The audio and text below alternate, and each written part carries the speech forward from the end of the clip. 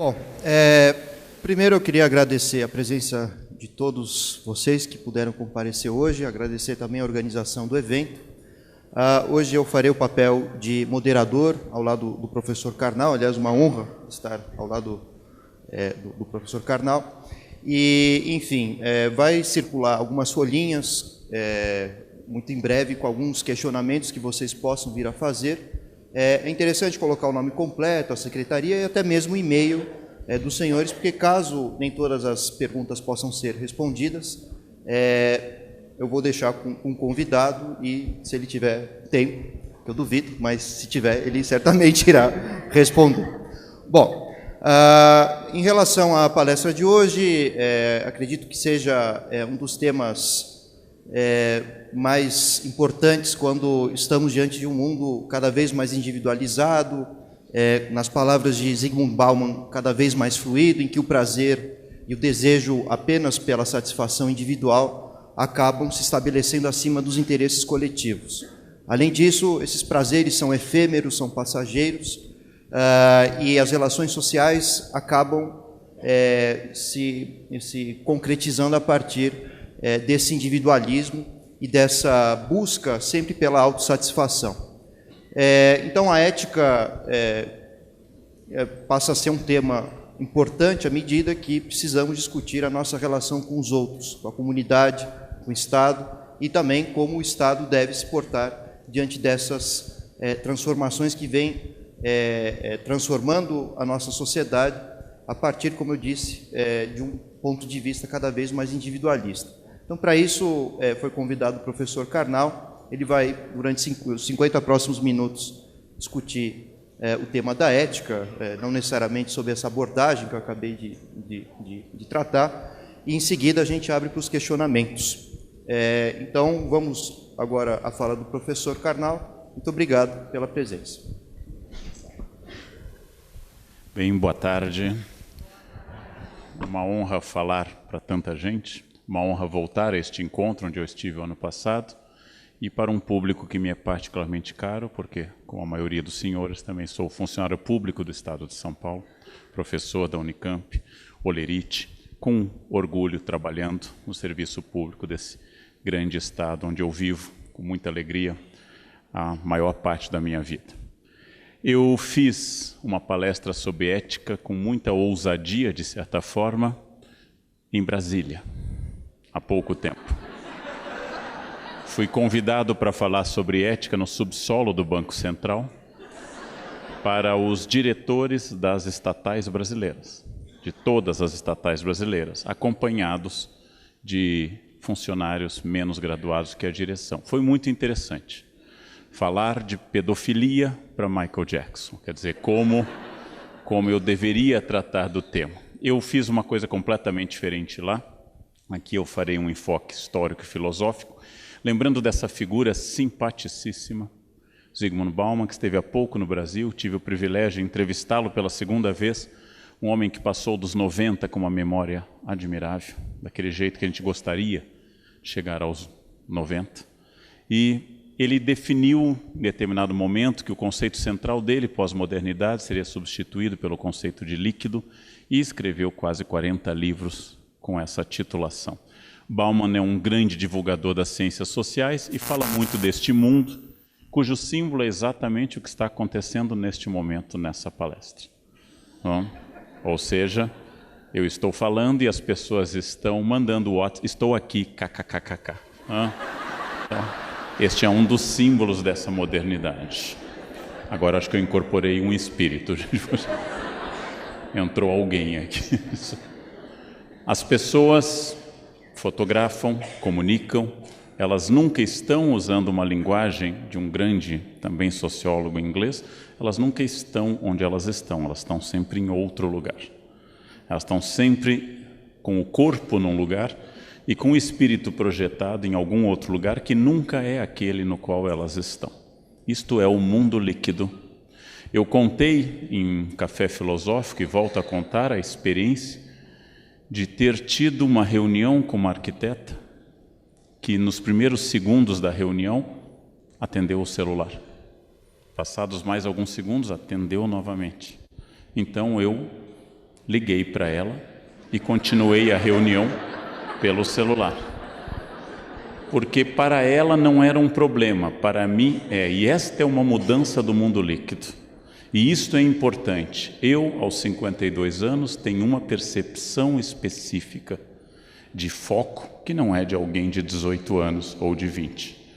Eu fiz a experiência na pós-graduação da Unicamp para demonstrar aos alunos que talvez não fosse bom ficarem acessando a rede a cada segundo, que eu passei a fazer como experiência pegar o celular durante a aula e ficar olhando para ele, coisa que eu nunca fiz.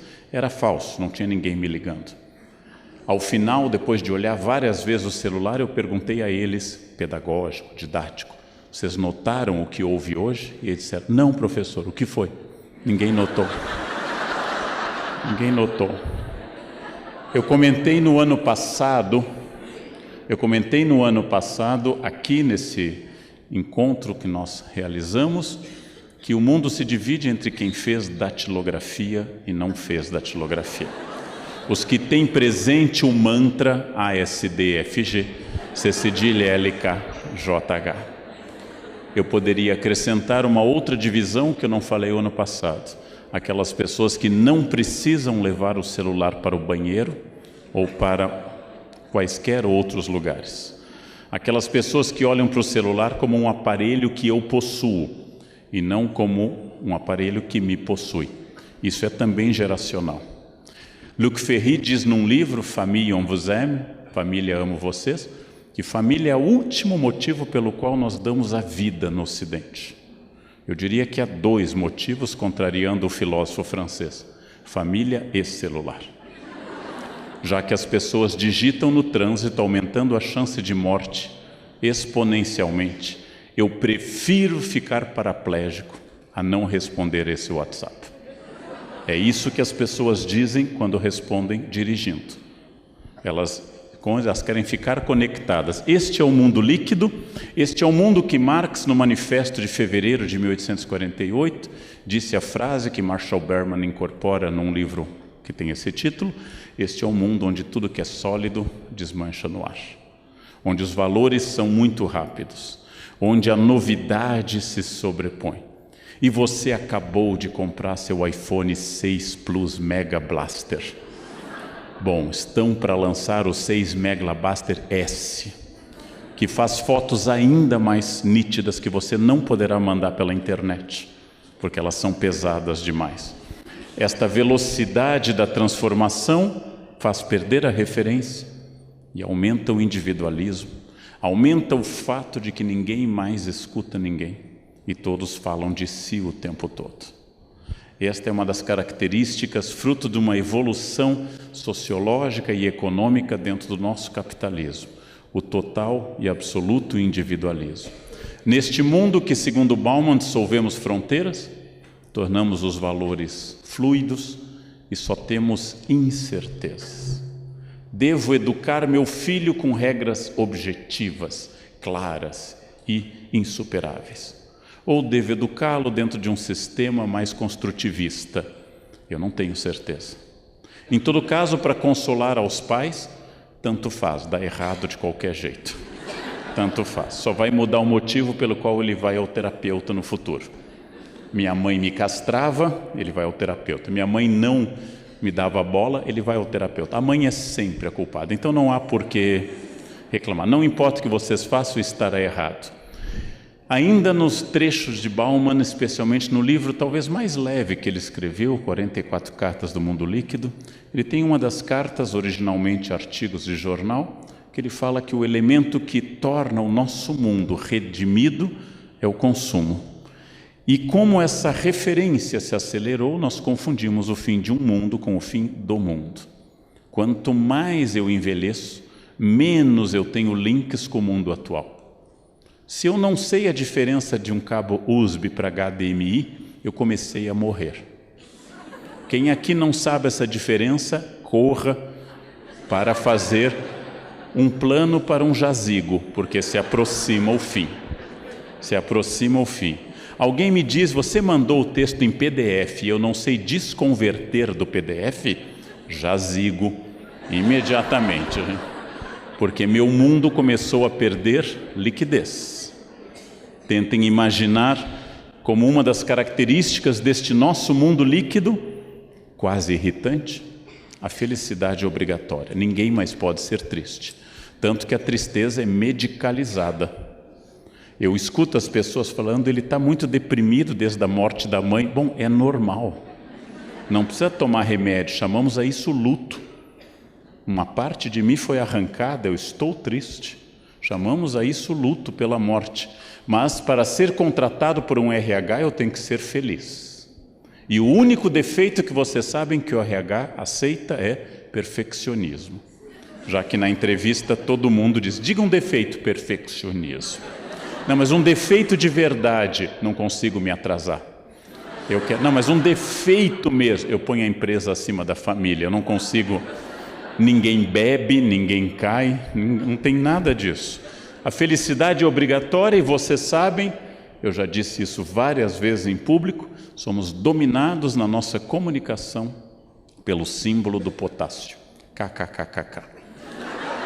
A todo instante, toda e qualquer informação, de tal forma que os valores estão visivelmente líquidos. Os valores estão mudando. É um pouco assustador, porque eu corrijo, por exemplo, o conceito de um aluno sobre a iluminação em Kant, um conceito clássico de Kant sobre iluminismo, sobre a iluminação, e um aluno me diz, não, professor, essa é a minha maneira de falar do conceito.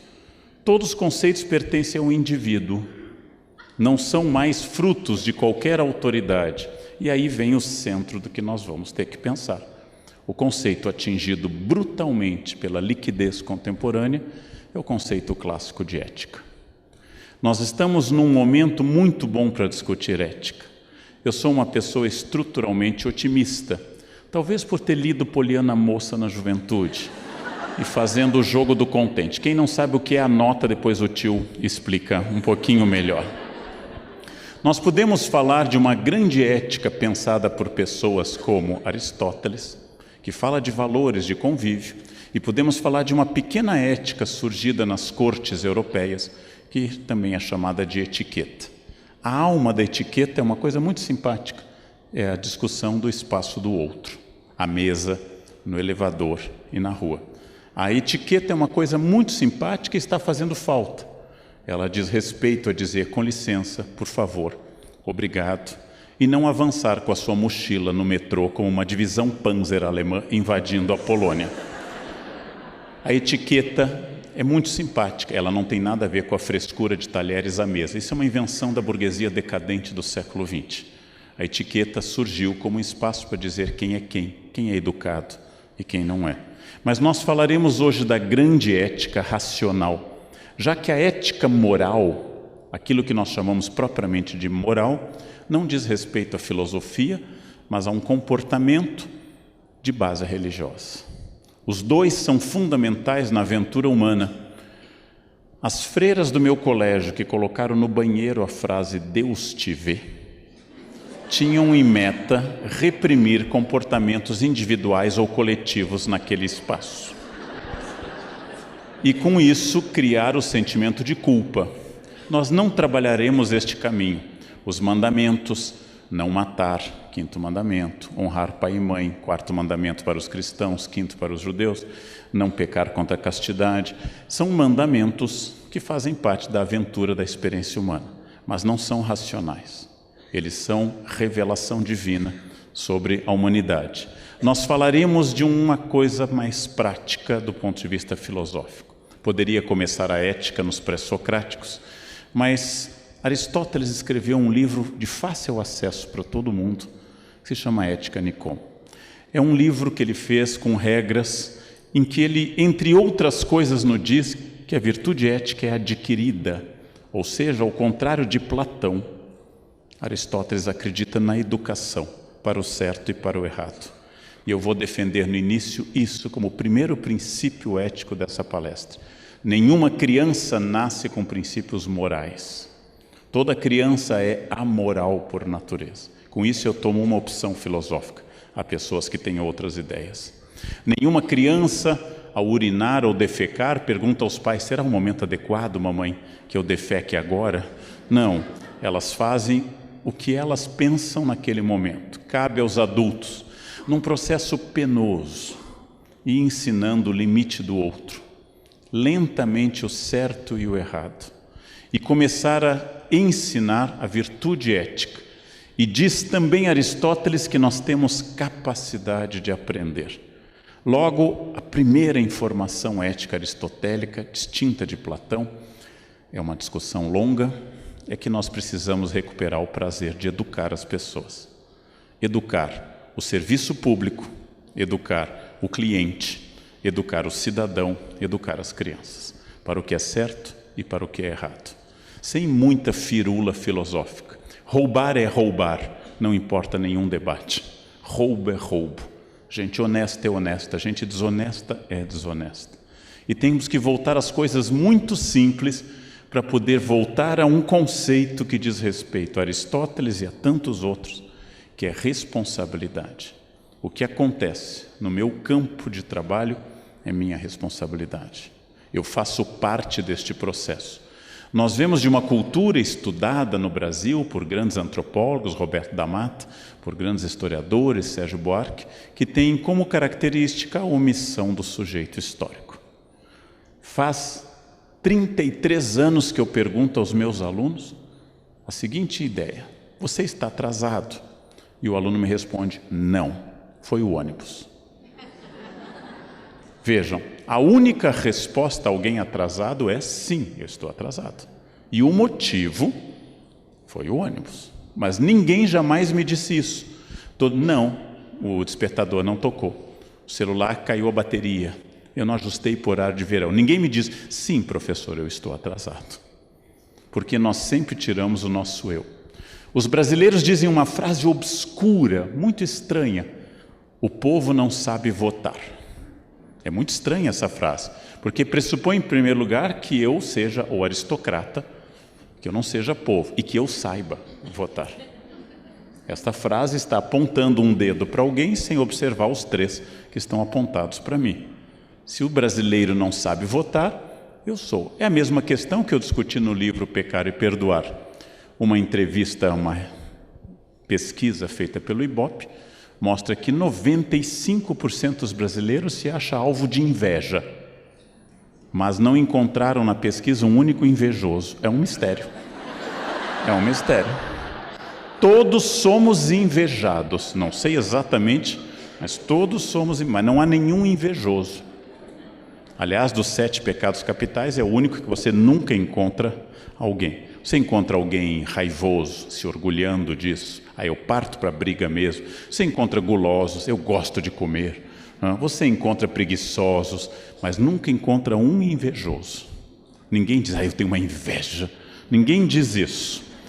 O mundo dos outros é uma definição dada pela enciclopédia francesa, reforçada num pequeno texto iluminista. O limite da ética é o limite do campo alheio. É a primeira pergunta ética. Eu posso fazer isso? A primeira pergunta é: qual o limite que o outro estabelece? Eu não posso escutar som alto. Eu não posso, porque eu não sei se meu vizinho quer ouvir. Eu não posso fumar em lugares fechados, não apenas porque a lei diz, mas porque eu não sei se meu vizinho se sente feliz com isto. É uma das coisas que eu tenho birra em quem torce por times, porque eu amo bar. Eu toco bar toda semana, me formei em música, eu adoro bar, mas eu nunca cheguei à janela do apartamento e gritei: chupa Beethoven, por exemplo. Eu nunca irritei as pessoas com isso. Mas as pessoas do futebol acham que elas devem gritar isso, não? Aliás, eu não sei exatamente o que significa este grito, se é um convite à felação coletiva do outro time ou é um desejo de participar dela. Também nunca entendi bem isso. Todo diálogo ético, gente, é um diálogo em que eu preciso estabelecer o limite do bem individual com o bem comum. O bem coletivo, o bem comum, estudado longamente pelos filósofos da Ilustração, estudado pelos sociólogos do século XIX e XX, é o bem que deve dialogar com o bem individual. Nenhum bem comum deve se sobrepor de tal forma ao indivíduo que o oprima, e nenhum indivíduo deve de tal forma se opor ou se sobrepor que oprima a sociedade. Mas vamos entrar na subjetividade. Todos que estão nessa sala concordam que roubar do caixa da empresa ou do Estado é um erro. O estelionato, o roubo direto, esta ação de retirar dinheiro, especialmente grave na área pública, porque prejudica toda a sociedade, é uma coisa abominável. Mas, tirando os que estão nessa sala, a gente sabe que no serviço público tem gente que leva lápis para casa. A gente sabe. Eu já ouvi falar na Unicamp que houve numa outra faculdade alguém que levou um lápis para casa. Aquele bloquinho, aquelas folhas, está tão caro folha, né? O toner tem tanto no almoxarifado. Ou eu posso imprimir meu trabalho da faculdade aqui, que aqui tem tanto, né? Esse governo rouba tanto da gente que é bom a gente tirar um pouco. Ou eu posso ficar no Face 1 hora, horário que eu estou roubando daquilo que eu sou pago para trabalhar. Aí nós entramos no campo de qual é o tamanho que forma um ladrão. É claro que no ladrão na ponta eu tenho certeza disso. Mas e o ladrão da base? É aquilo que eu disse uma vez no Jornal da Cultura. Não é o caso do meu dentista, mas a maior parte dos dentistas fica 1 hora escrafunchando seus dentes, reclamando da falta de ética do governo, qual eu os apoio inteiramente. E ao final perguntam, você vai querer recibo ou não? E não vem em nenhuma relação entre uma coisa e outra. O tamanho da infração talvez tenha a ver com um fato terrível. Nós admiramos a força, o empreendedorismo das pessoas que infringem a ética. Nós admiramos isso. O bad boy é sinal de força. Por exemplo, à direita vocês veem um príncipe herdeiro da Inglaterra, que é bom moço, pontual, casado com 2 filhos, não? Absolutamente discreto, culto, excelente aluno, bom marido, um porre absoluto. À esquerda, seu irmão, maconheiro, dado a baladas com prostitutas, já foi até a festa fantasia com roupa de nazista. É o membro mais popular dos jovens da família real. Nós não gostamos de gente muito certinha, elas são chatas. E aqui está uma ambiguidade ética grave no nosso caso. Eles têm uma leve esperança de sobreviverem à avó, uma leve esperança, porque a Elizabeth é aquela que... O Charles, coitadinho, não tem a menor chance para isso. Essa imagem mostra a cena fundadora da cultura ocidental, quando Adão e Eva desobedecem a Deus, e um consolo para nós que mexemos com empresas públicas.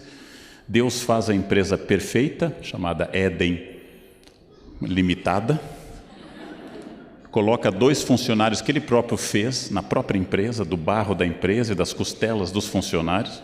A segunda funcionária, Adão teve que dar o sangue para formá-la. Deus sabe tudo, estabelece o lugar perfeito e diz, a empresa só tem uma regra, não pode comer essa fruta. Eles foram lá e comeram. Deus não conseguiu controlar os funcionários. Como é que eu posso esperar na minha repartição este controle? Expulsos do paraíso, eles têm 2 filhos, um mata o outro, 50% de homicídios na primeira família da história. 50% de homicídios.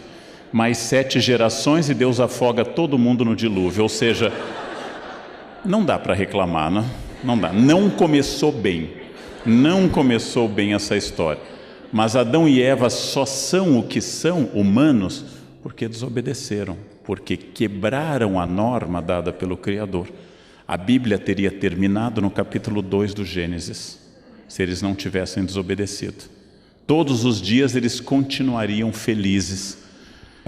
Esse trecho do Paraíso Perdido, um poema do século XVII, John Milton, diz uma coisa muito interessante. Nesse poema que narra a queda do homem, o demônio é atirado na terra pelas forças do arcanjo Miguel, e seu general, Satanás, pergunta que coisa terrível, e ele diz essa frase, eu prefiro reinar no inferno do que servir no paraíso. É essa rebeldia que é admirada pelas pessoas. É essa rebeldia. Não se enganem, Professor do ensino médio fundamental, que tem aquela aluna, em geral chamada Cândida, que senta na primeira fileira, com tecidinho branco de organdi, com cadernos organizados, e está feliz. Ai, professor, estou louco para começar a matéria. É uma perturbada, essa menina. Ninguém pode estar louco para começar a matéria, gente. Não aos 12 anos de idade. E aí você entra na semana seguinte, o senhor parou aqui, eu estudei em casa. Morra, né? Nós não gostamos. Não se espalhe isso. Mas os professores têm simpatia pelos rebeldes do fundão, porque eles parecem mais cheios de vida do que a Cândida, com vestido de organdi e casinha de abelha. Jovens, mais uma palavra, casinha de abelha. Anotem que o tio depois faz um vocabulário. A leitura biologizante de que nós somos quase 98% do nosso código genético é animal, nós descendemos de símios, somos parentes de orangotangos e gorilas, não? Estamos ainda em processo de evolução. Os orangotangos, os gorilas, os chimpanzés, os macacos bonomo, que são nossos primos diretos, eles passam um dia dedicado ao seu prazer, reprodução, alimentação, sono, defecam, e no dia seguinte a mesma coisa. Não desenvolvem discurso moral, mas no mundo contemporâneo essa leitura biologizante tornou-se essa espécie de contradição. É característico do nosso mundo que a vontade, querer fazer algo, significa poder. Porque não há mais empecilho ético à minha ação. Querer é poder. Eu dou um exemplo de um homem que eu li a biografia autorizada por ele, logo concluo que ela é correta, no qual este empreendedor, Steve Jobs, recém-falecido, diz que começou fazendo dinheiro quando ele inventou uma máquina que roubava o sinal interurbano da empresa de telefone AT&T nos Estados Unidos, e ele vendia essa máquina por $100 para as pessoas fazerem interurbano de graça. E ele coloca na biografia dele o orgulho diante disso, de que o primeiro dinheiro que ele fez foi com a chamada caixa mágica. Ele se orgulha de um ilícito e coloca na biografia, e os jovens leem e louvam este empreendedor que passou por cima das regras. Quando ele se descobriu portador de um câncer, ele decidiu vencê-lo, não com o que os médicos diziam, quimioterapia. Decidiu tomar suco de tomate, fazer meditação e se tratar com terapias alternativas. Como o câncer não é muito homeopático nem alternativo, ele morreu porque até o câncer ele quis ser inovador. Ele quis fugir da regra. A ética, gente, é acima de tudo uma capacidade de eu estabelecer diálogo. Não existe sociedade civilizada no qual não haja diálogo. Me preocupa e não depende da posição política das pessoas. Não é uma proposta política o que eu vou dizer. Me preocupa quando uma pessoa diz algo e a outra bate panela, porque aí não tem mais diálogo. Bater panela é todo protesto é válido e as críticas ao governo são bem-vindas, é importante na democracia, mas eu devo ouvir uma proposta e dizer não aceito e não concordo. Nós não ouvimos mais. Eu me sinto casado com o governo, não ouço e não tem sexo. É um casamento total, não ouço nada e não tem sexo. O inferno são os outros, dizia Jean-Paul Sartre na peça Entre Quatro Paredes, We Close. Só que a gente esquece de pensar que se é verdade que o inferno são os outros, o paraíso também está nos outros. Isto que Gandhi disse de uma forma genial, eu devo ser a transformação que eu quero ver no mundo, ou como diz o Greenpeace, agir localmente e pensar globalmente, é a grande transformação ética. Eu não estou preocupado se os americanos reciclam lixo, eu vou reciclar. Eu não estou preocupado se meu vizinho do apartamento de cima toma banhos demorados. Nós estamos vivendo uma crise hídrica, eu não vou tomar banho demorado. Ou seja, eu serei a transformação que eu quero ver no mundo. E eu vou parar de esperar que o mundo se transforme para me aceitar. Esta é uma fórmula ética fabulosa do grande Gandhi, que quando perguntaram um pouco antes do seu assassinato, janeiro de 1948, quando perguntaram o que ele queria deixar de mensagem, ele disse de forma bonita, a minha vida é minha mensagem. Eu sou aquilo que eu disse que eu queria fazer. Uma vida sem ética deve ser evitada, não porque, como dizem os moralistas, o que não é um problema pensar assim, porque Deus me vê, mas porque ela dá muito trabalho não ter ética. Eu tenho um amigo que trai a esposa e me disse que ele tem que ter um cuidado com o WhatsApp, porque aquilo vai para a nuvem chove em algum lugar e tem que apagar, e dá memória RAM, tem que ter um domínio de hacker para poder eliminar, porque uma mensagem no WhatsApp é que nem herpes, ela volta, você não sabe, ela reaparece. Este mesmo amigo me disse que quando vai a motel, leva mexerica, porque tem o cheiro do sabonete do motel, tem outro, então a mexerica tira tudo. Então ele tem que comprar a mexerica antes de ir para o motel. E eu fiz a seguinte pergunta: não dá mais fácil ser fiel do que comprar mexerica, ficar mexendo no WhatsApp? Não? Ou casar com a amante, que é para acabar com o sexo, que a única coisa que acaba com o sexo é o casamento. Então, a vida sem ética, gente, ela dá muito trabalho. É preciso ter uma memória enorme. Quando um guarda me para no trânsito, que é escasso, porque disse um aluno meu que eles só param gente jovem, mas quando um guarda me para no trânsito, eu desço tranquilo, os documentos estão em ordem. Inclusive eu guardei o extintor de incêndio, vá que ele volte. Eu tenho ainda o meu kit de primeiros socorros, nunca sei quando ele vai voltar. Eu desço tranquilo para ter em contato com o guarda, porque meu carro está em ordem, meus documentos estão em ordem, eu sou obcecado com a data de validade da carteira de motorista e assim por diante. Dá menos trabalho ir ao poupa-tempo da Lapa, que é maravilhoso no meu caso, que moro na Zona Oeste, dá menos trabalho do que ficar fugindo de blitz e indo para lá. Não, hoje eu escapei. Vai no poupa-tempo e faz a sua carteira, animal. É fácil. Mas as pessoas ficam dando uma coisa enorme, que é aquilo que eu digo para aluno colador: levou horas escrevendo aquela cola, dava para ter estudado. A junção da tradição moral que formou o Ocidente com a reflexão ética sugerida pela filosofia, que forma o caráter bom ou mau das pessoas, torna aquilo que o Luc Ferry, num livro, chama de vida válida. Bauman, ainda utilizando seu conceito anterior a 1985, chama de ética pós-moderna. Este pequeno livro que a editora Paulus traduziu faz essa reflexão importante. Como ser ético num mundo onde hoje ser ético é igual a ser babaca? Como ser honesto num mundo onde desonestidade leva longe na carreira política? Como defender valores neste mundo? O Bauman responde algumas dessas questões que eu recomendo aos senhores. Eu quero falar brevemente de um filme argentino genial chamado Relatos Selvagens. Quem não viu, eu vou contar o final logo, não morram, não tem o que fazer. É para aprenderem a acompanhar cinema com mais frequência. Este filme genial do Zifron, ele conta 6 casos em que a ética é quebrada e que a sociabilidade dá lugar à astúcia e à violência.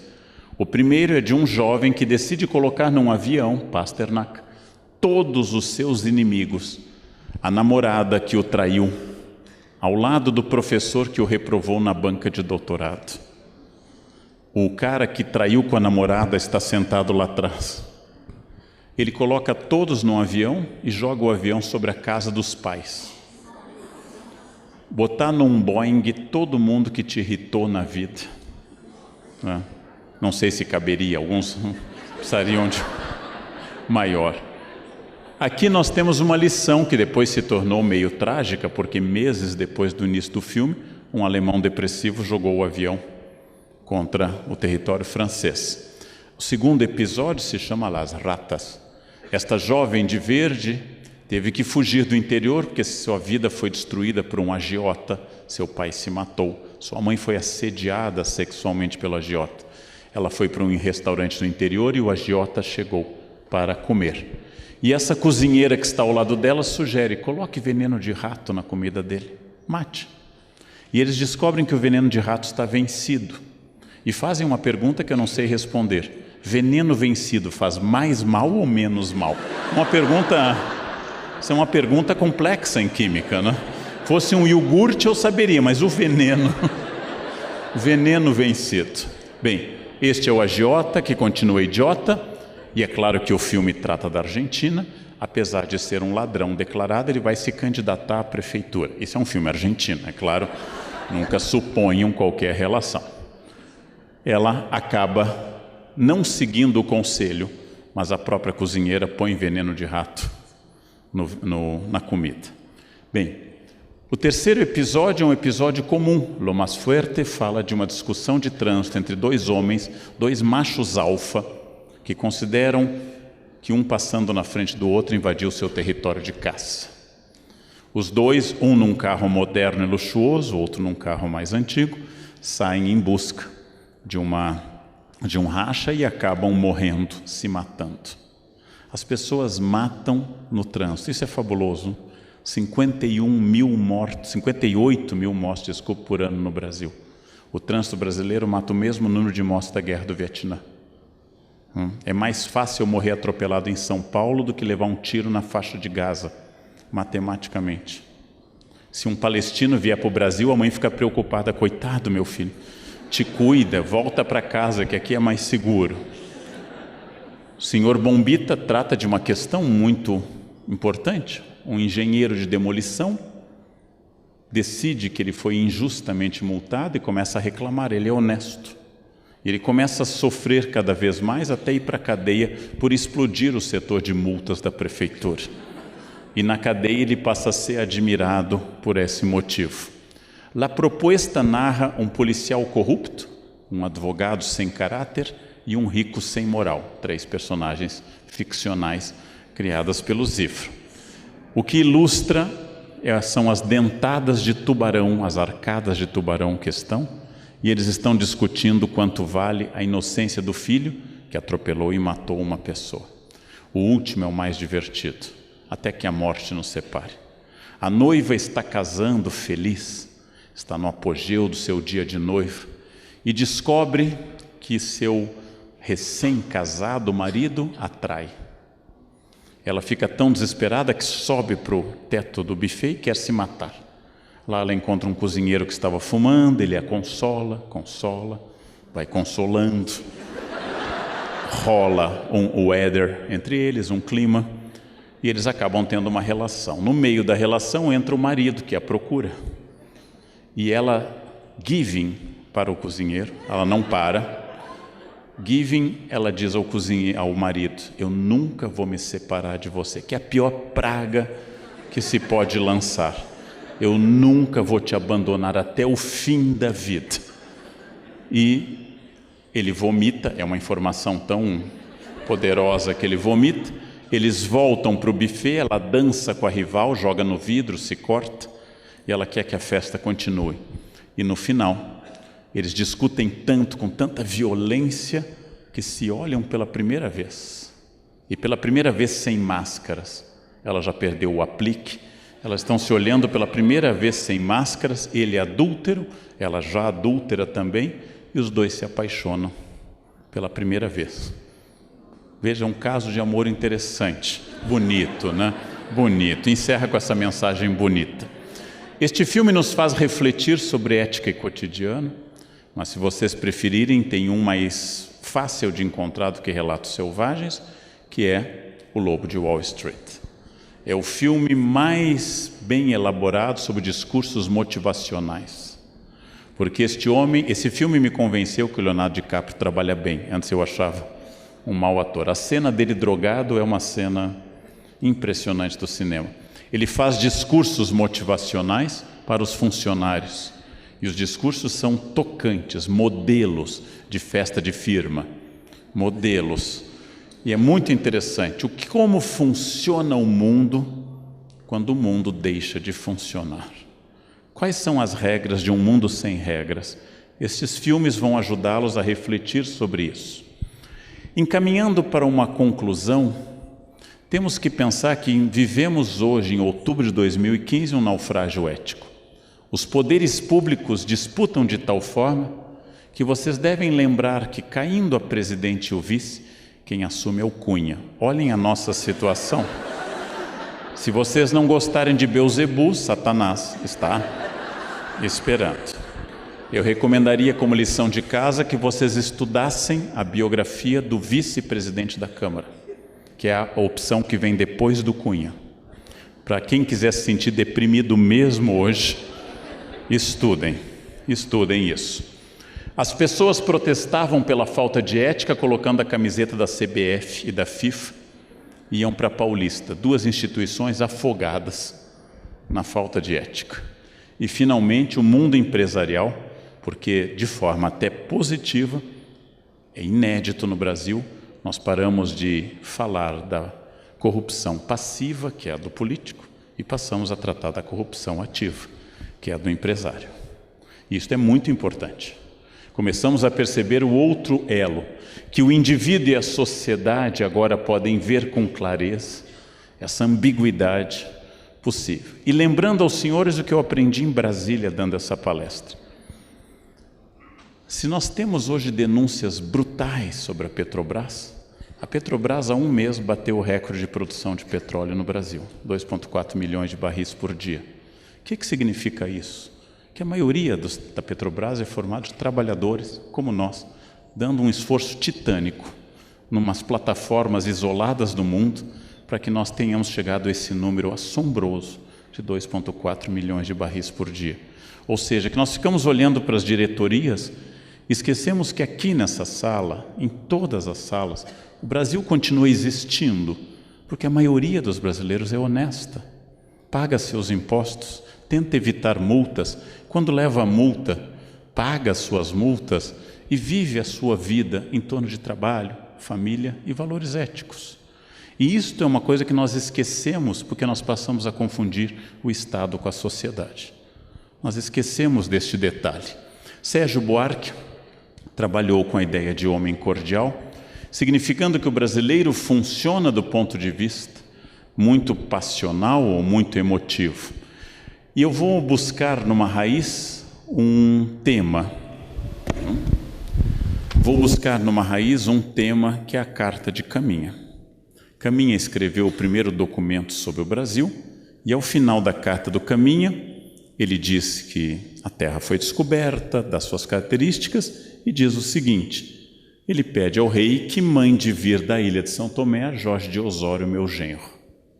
Ele está pedindo ao rei um emprego para um familiar. Não é corrupção, porque no antigo regime não há concurso público. Ele não está infringindo uma regra. A única forma de ser contratado é a indicação real. Mas o Brasil começa com essa relação pessoal. Professor, o senhor vai tirar minha prova? Eu achei que nós éramos amigos. E eu respondo, amigos sim, cúmplices não. Quer dizer, a ética não depende da minha relação afetiva com você. Ela depende de regras morais. Muitas vezes eu achei que o senhor gostasse de mim, eu gosto de você, mas eu odeio o deslize ético. É uma pergunta comum no Brasil. E para piorar, isto é muito importante nós termos claro. Nós somos o país que manteve por 388 anos, dos nossos 515, a barbárie da escravidão. O que significa? Que, em primeiro lugar, o campo do trabalho foi contaminado pela noção de que trabalho é coisa de escravo. Até hoje, quando se sai para dar aula, alguém canta na sala dos professores, lê, lê, lê, lê, lê, a música da Isaura. Quem não lembra, anota que o tio fala depois disso também. O fato de que uma parte da sociedade portuguesa e brasileira se achou no direito de trazer seres humanos à força, através de uma viagem fatal na África, e submetê-los a um serviço não remunerado e aviltante de destruição do valor humano, explica essa imagem do início do século XIX, explica por que é que os operários do Brasil começaram a ganhar direitos em 1930 e as domésticas ganharam os direitos plenos em 2015. Fundo de garantia foi aprovado este ano. É a sobrevivência da barbárie da escravidão. É a sobrevivência da ideia denunciada de forma suave em filmes como Que Horas Que Ela Volta, com a Regina Casé, que eu recomendo aos senhores, denunciada essa desigualdade, essa desumanidade, que nós transformamos essa herança bárbara. Se um branco for às compras ou ao passeio, com 2 outros seres humanos carregando, um levando o lanche atrás, uma senhora, e outro o guarda-chuva. Essa é uma ideia que marcou as relações de trabalho pela falta de ética até hoje. Então nós temos que superar uma herança específica do Brasil, que é a herança da escravidão, que é a ideia que possa haver seres humanos inferiores, que possa haver seres humanos pelos quais eu deva fazer luto e outros pelos quais eu não preciso fazer luto, que uma chacina em Osasco não tem o peso se uma chacina que ocorresse no Oscar Freire. Nós continuamos contaminados por essa barbárie. Este é um dos defeitos éticos brasileiros, um dos mais graves. Nós selecionamos quais os seres humanos pelos quais é digno fazer luto ou não fazer luto. Isso tem a ver com essa tradição. Para piorar, é muito difícil trabalhar num país onde, segundo tanto da Mata como Richard Morse, nós afastamos o significado do significante na fala. Em outras palavras, onde a pessoa que me diz, eu vou estar chegando tipo umas 9, seja qualquer coisa entre 9 e a segunda vinda de Jesus, ou seja, que eu não tenha a menor ideia a esse respeito. O fato de que nossa fala não contém ação concreta. Quem pode fazer esse relatório? Ela não contém ação concreta, é uma grande questão. E o problema eterno, o mais grave, aquele que mais nós devíamos deter, é o duplo discurso de exigência ética absoluta para os outros, especialmente para os governantes, o que é correto, mas uma frouxidão absoluta com a exigência da minha ética. Ou seja, a ética dos outros é uma ética duríssima, a minha ética é uma ética frouxa. Quando eu começar a pensar objetivamente, que é muito grave, talvez seja a coisa mais grave, alguém desviar dinheiro público para benefício privado, é menos grave, mas continua sendo grave, estacionar na vaga de idoso ou de cadeirante. É menos grave, prejudica menos gente, mas continua sendo um deslize ético. É muito grave furar a fila. É muito grave comprar carteira de estudante para ter direito à meia entrada. É muito grave fazer essas coisas. Não é a coisa mais grave do mundo. A podridão política tira dinheiro da merenda escolar para o apartamento em Miami. Isto é o limite da barbárie. Por que ser ético? Por que seguir a ética? Por que tentar ser bom? Por que implantar normas? Talvez o mais fácil seja respondendo com países onde a resposta foi não, que é a Síria.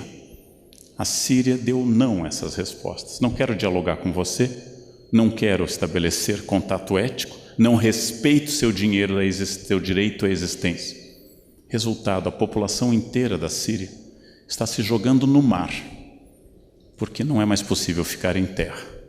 Este ponto de barbárie é a falência da ética. Não cabe ao governo implantar o paraíso, cabe ao governo evitar o inferno. É a frase de João Pereira Coutinho num livro conservador. Não cabe a cada um de nós implantar o paraíso no mundo. Não é possível, talvez, mas é possível imaginar que ao menos no meu pequeno universo, onde eu trabalho, no meu serviço público, na minha família, nas ruas da minha cidade, quando eu dirijo, que aquele espaço seja o mais ético possível, seja o mais cheio de valores, porque isso torna a vida viável, não porque alguém esteja me olhando, mas porque eu vivo naquele espaço. E esta é a grande questão ética, é o grande desafio que, com esperança, eu noto neste momento brasileiro. Nós estamos num desafio ético enorme e na chance de mudar tudo. A crise econômica tornou a ética visível, porque em época de abundância econômica ninguém critica a falta de ética. Crimes maiores cometidos no passado foram deixados de lado. Desemprego e inflação nos tornam mais aristotélicos. Farinha pouca, meu pirão primeiro. Estamos mais egoístas. Isso talvez seja bom. Chegou a hora de fazer uma transformação que começa com cada um de nós. É essa questão que hoje me preocupa muito, que hoje me anima muito.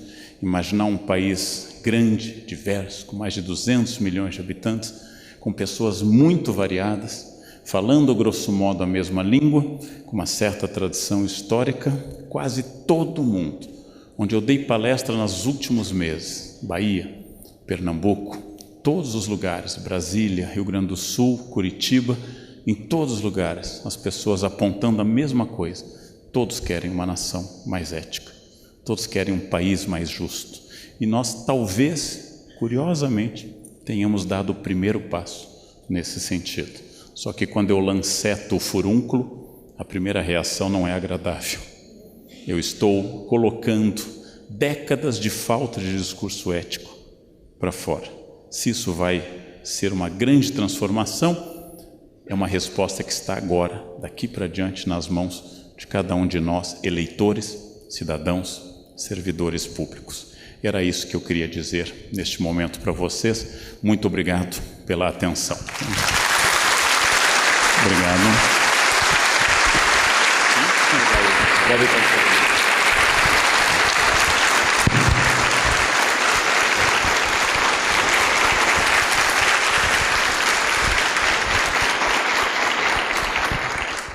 Bom, queria agradecer ao professor Karnal pela brilhante palestra e agora a gente abre para a discussão. Gostaria de receber papeizinhos de vocês com algumas questões, identifiquem o nome, a secretaria e também o e-mail, caso não seja possível responder a essas questões. Enquanto vocês elaboram alguma questão, eu vou fazer a minha questão ao professor Karnal.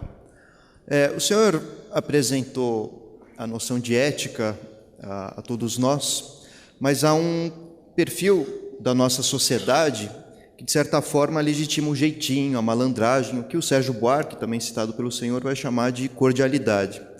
A questão que me parece fundamental, e pensando também na gestão pública, é como, então, pensar a esfera pública, os interesses coletivos, diante de um hábito que parece ser tão distribuído na nossa sociedade, tão comum. Obrigado, Ram. A ideia do jeitinho é trabalhado pelo Roberto da Mata em livros como O que faz do Brasil, Brasil, e de alguma forma, como foi bem lembrado, pelo livro de 1936, Em Raízes do Brasil. Há um defeito brasileiro de achar que nos outros lugares não há jeitinho. Como professor, eu já ouvi várias vezes alunos dizendo: pena que os holandeses não ficaram com o Nordeste. Pena que os franceses não se instalaram aqui no Rio de Janeiro e ficaram. Pena que os ingleses não deram continuidade às suas tentativas de invadir a colônia. O que seríamos nós se tivéssemos sido colonizados por holandeses? Bom, é uma pergunta que eu posso fazer à Indonésia, que foi holandesa por mais de 3 séculos. E os franceses, eu posso perguntar ao Senegal ou à Argélia, que foram colônias francesas. E os ingleses, a Nigéria. Eu posso perguntar à Nigéria, por quê? A colonização europeia é sempre predatória. Não importa se ela for protestante, falar inglês ou francês. O nosso jeitinho é, segundo Richard Morse, uma estratégia de sobrevivência. Ao utilizar diminutivos, diz ele no livro Espelho de Próspero, e especialmente em outro livro, A Volta de Maclunaíma, ao utilizar o diminutivo eu negocio. É como, por exemplo, eu já escrevi no livro Conversas com o Jovem Professor, o aluno que eu digo, acabou o tempo de prova, e todos os alunos do Brasil dizem a mesma coisa. E vocês sabem que coisa é essa. Acabou o tempo de prova. O que vocês diriam, ó irmãos brasileiros? Só mais um pouquinho.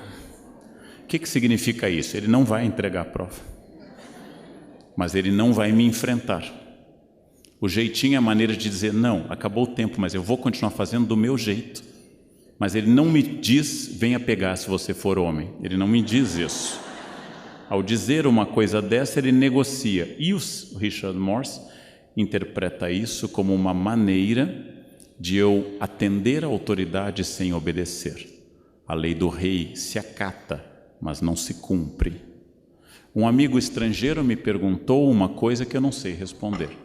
Tenho muitos amigos no exterior e perguntou, como é que é essa história de que a lei não pegou? Como é que lei não pega? E eu disse, eu também não sei explicar, mas tem lei que pega e tem lei que não pega. Eu não sei explicar isso, porque nos Estados Unidos lei é lei, lei é lei. Não é assim, não é essa eu não gostei, eu vou deixar. Não? É difícil explicar o Brasil para estrangeiros, mas também temos que ter o cuidado de não interpretar o exterior como paraíso. O nosso índice de suicídios por 100 mil, segundo o IBGE, é de 15,8 brasileiros por 100 mil. No Japão é de quase 50. Eu não sei se o padrão de felicidade são os países organizados, onde nada sai do lugar. Eu estive no Japão para uma palestra no ano passado, em inglês, claro, e uma das colegas minhas que estava esqueceu a bolsa no trem-bala entre Kyoto e Osaka. E ela, desesperada, gritou para a nossa guia japonesa: eu esqueci a bolsa. E a guia, tranquila, disse: calma, professora, o trem volta. E ela, desesperada, passaporte, dinheiro, o trem voltou, estava lá a bolsa. E ela disse: a bolsa está aqui. A guia: claro, é sua, quem é que ia pegar? A guia não entendia isso. Que paraíso, que paraíso. Uma amiga minha andou de bicicleta no Ibirapuera, cadeou a sua bicicleta numa árvore pequena para andar um pouco, a árvore foi serrada e a bicicleta foi retirada. Que inferno morar neste país. Tendo morado no exterior algumas vezes na minha vida, eu não tenho certeza se eu gostaria de morar em outro lugar. Porque é verdade que é difícil, mas é verdade que esse jeitinho também tem diferentes leituras. Toda a sociedade repressiva, ela é boa para o grupo e ruim para o indivíduo. Toda a sociedade permissiva, como a nossa, é boa para o indivíduo e é ruim para o grupo. Então eu prefiro o trânsito japonês, mas eu prefiro uma festa brasileira. Então é uma discussão difícil você imaginar essas questões no exterior e aqui. Jeitinho daria um curso para a gente poder falar de antropologia brasileira. Em todo caso, é o que nos torna quem somos. E a maioria de nós não pode dar jeitinho, nós devemos lembrar isso. Quem bate cartão não pode dar jeitinho. Quem declara imposto de renda está cada vez mais difícil dar jeitinho. Quem recebe salário não tem como dar jeitinho. Quem pode dar jeitinho não está nessa categoria social, essencialmente. Mas essa é uma questão complexa para desenvolver, mereceria muito mais. Já temos... Agora, mais uma questão da Maria das Graças, que é da Secretaria da Administração Penitenciária. A questão dela é a seguinte: qual o ponto de vista ético sobre as cotas raciais? Esse é um tema longo, é um tema complexo, mereceria muito estudo. A Unicamp, onde eu trabalho, implantou pioneiramente nas universidades públicas cotas. Cotas que dizem respeito a quem estudou em escola pública. São cotas não por epiderme, mas por ter feito escola pública. Essas cotas são mais fáceis de defender. Sendo a Unicamp pública, sendo sustentada pelo dinheiro do ICMS do Estado de São Paulo, ela deve se voltar ao aluno público para evitar um problema, que é o problema de você ter alunos ricos no ensino privado médio e alunos ricos na escola pública no curso superior. Alunos pobres nas escolas estaduais e públicas e depois alunos pobres nas escolas privadas no curso superior. Essa é uma inversão de valores profunda. A outra questão, eu vou apresentar uma posição subjetiva, não é objetiva. É Leandro Carnal, não é a história. Não se justifica do ponto de vista racional eu fazer qualquer distinção entre pessoas. Porém, se justifica do ponto de vista histórico no Brasil. Então a minha posição é sim, inteiramente a favor de cotas. Não porque eu tenha algum motivo racional para isso, mas porque nós temos uma injustiça social eterna que não foi superada até hoje. Se o problema racial tivesse sido encerrado no domingo, dia 13 de maio de 1888, eu teria outra posição. O problema racial é grave, continua, basta observar o número ou a tipologia de pessoas presas em São Paulo. A repressão continua sendo em cima de pessoas negras e pessoas pobres. Esta é uma realidade em São Paulo e, desse ponto de vista histórico, eu sou a favor de cotas. Mas se me perguntarem como é que eu desenvolvo isso filosoficamente, não dá. Eu chamo a isso, como chamou uma especialista melhor do que eu, de preconceito positivo, ou seja, o estabelecimento de um preconceito a favor, como nós temos com vinhos franceses, um preconceito positivo, prévio e não exatamente racional.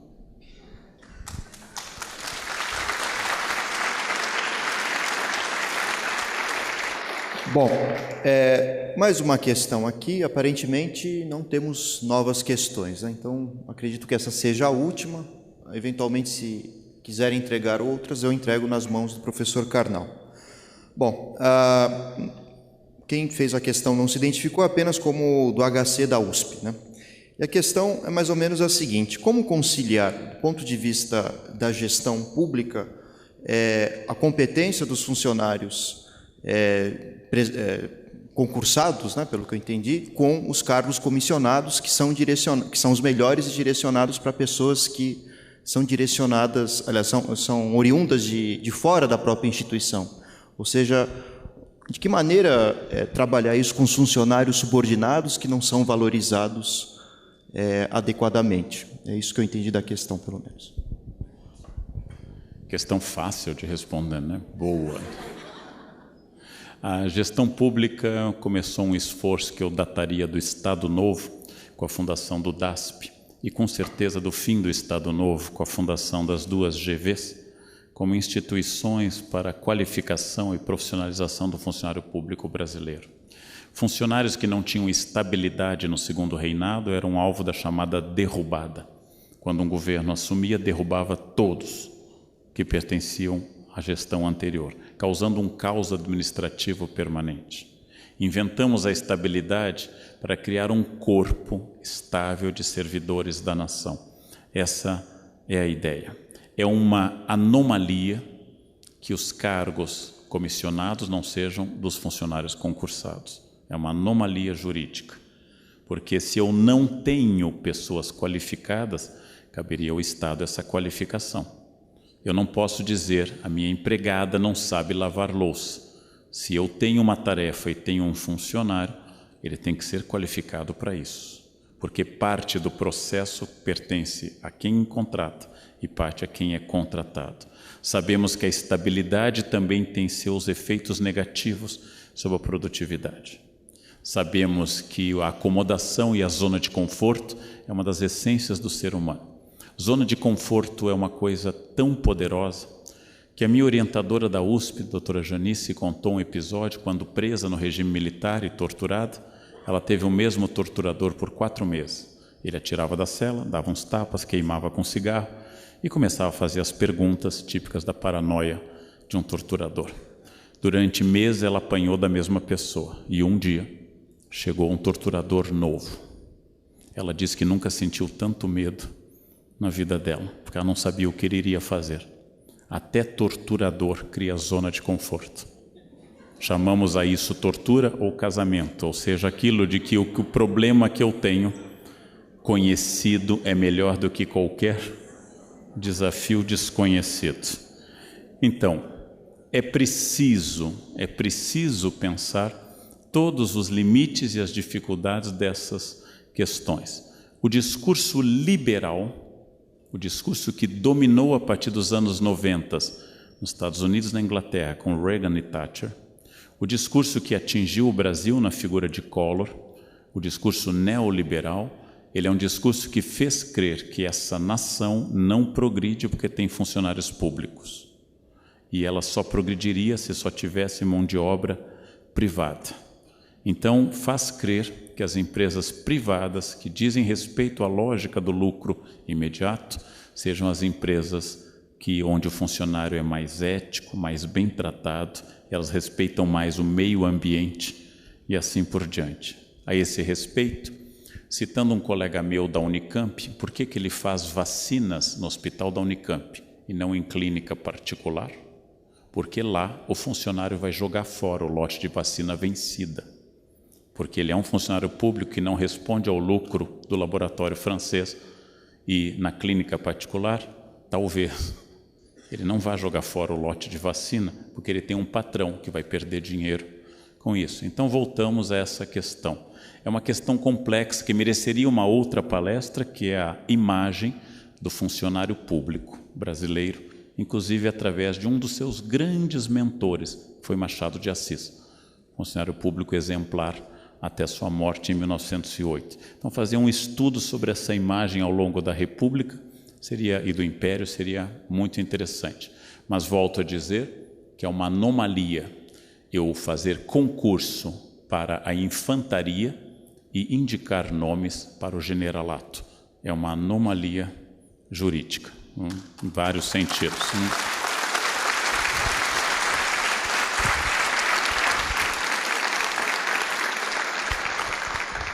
Bom, queria agradecer a presença do professor Karnal pela brilhante palestra e de todos os senhores que puderam estar presentes hoje à noite.